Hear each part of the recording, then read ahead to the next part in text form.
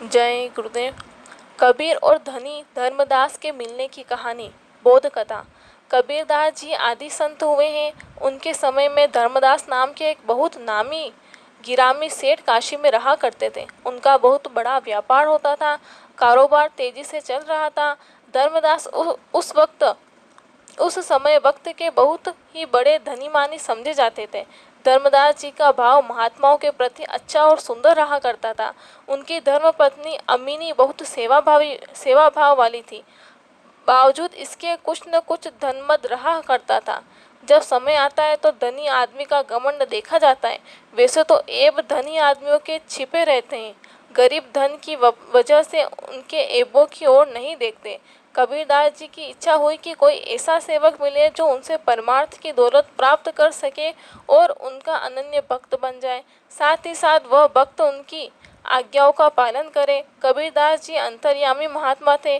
जब उन्होंने अंतर्ध्यान से देखा कि पास में ही एक संस्कारी जीव है जो भक्ति कर सकता है।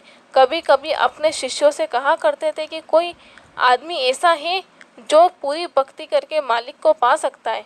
वह काशी नगरी में ही रहता है, परंतु बहुत ही धनी सेठ है और हमारा उपदेश ऐसे कभी ग्रहण नहीं कर सकेगा। महात्मा जो निशाना बना लेते हैं उसको कर गुजरते हैं।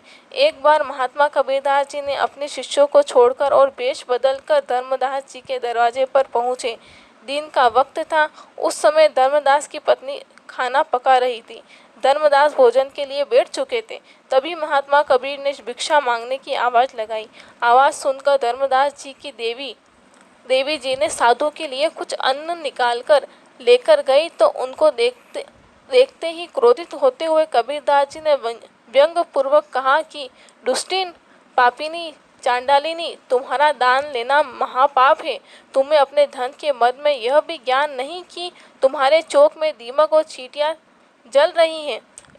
इतनी बात कहते कि धर्मदास की पत्नी ने कबीरदास को डांट फटकार कर दरवाजे से भाग जाने को कहा कि तुम्हारे जैसे बहुत पाखंडी साधु आते रहते हैं। उनके कटु वचन सुनकर कबीरदास जी चले गए। जब धर्मदास जी की पत्नी अपने पति के पास पहुंची तो धर्मदास ने पूछा कि तुम किससे बातें कर रही थी। उत्तर में देवी जी ने धर्मदास से कहा कि एक महात्मा बहुत ही कटु वचन बोल रहे थे।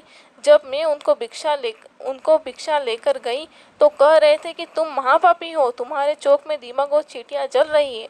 धर्मदास उसी समय उठकर चूल्हे के पास गए और उन्होंने अपनी आंखों से देखा कि सचमुच उनके चूल्हे में दीमक और चींटियां जल रहे थे। धर्मदास जी बोले कि यह सच है कि हम लोग धन के घमंड में बहुत पाप करते हैं। कहाँ है वो महात्मा जिन्होंने बगैर देखे हमारे पाप कर्म को बता दिया है। वह धर्मदास जी घर के बाहर आए और पड़ोसी से पूछा कि वे महात्मा किधर गए तो उस पड़ोसी ने कहा कि ऐसा मालूम होता है कि वो महात्मा कदाचित कबीर साहब थे। इतना सुनकर धर्मदास जी गलियों की ओर दौड़ पड़े, पर कबीरदास जी का कुछ अता पता न चला। रोते हुए घर आए और उदास बैठ गए। धर्मदास की पत्नी आज्ञा कर रही थी। उन्होंने कहा कि आप परेशान क्यों होते हो? गुड़ रहेगा तो चींटियां जरूर आएगी। बड़ा सा भंडारा करिए, वो कहीं भी होंगे आ जाएंगे। धर्मदास जी ने बहुत बड़े भंडारे का आयोजन किया। दूर दूर के साधु महात्मा आए। दोनों प्राणी घूम कर थक गए, लेकिन कबीरदास जी के दर्शन नहीं हुए। उन्होंने अपनी पत्नी से कहा कि जैसे भी हो उन महात्मा की खोज निकालना है। उनकी पत्नी राजी हो गई। दोनों प्राणी उनके दर्शन के लिए खोज में निकल पड़े। सारा धन और व्यापार नष्ट हो गया। जब 2-3 वर्ष बीत गए और महात्मा जी नहीं मिले तो दोनों प्राणियों ने निराश होकर आत्महत्या करने की ठान ली। इसी विचार से एक पहाड़ी टीले की चोटी पर धर्मदास और उनकी देवी चढ़ गए। जब पहाड़ के ऊपर चढ़ गए तो देखा कि नीचे नदी बहती है। उसी नदी के किनारे महात्मा कबीरदास जी घूम रहे हैं। देखते ही धर्मदास की पत्नी ने उन्हें पहचान लिया और कहा कि ये वही महात्मा है जो दरवाजे पर आए थे। महात्मा जी ने आवाज लगाई कि नीचे उतर आओ।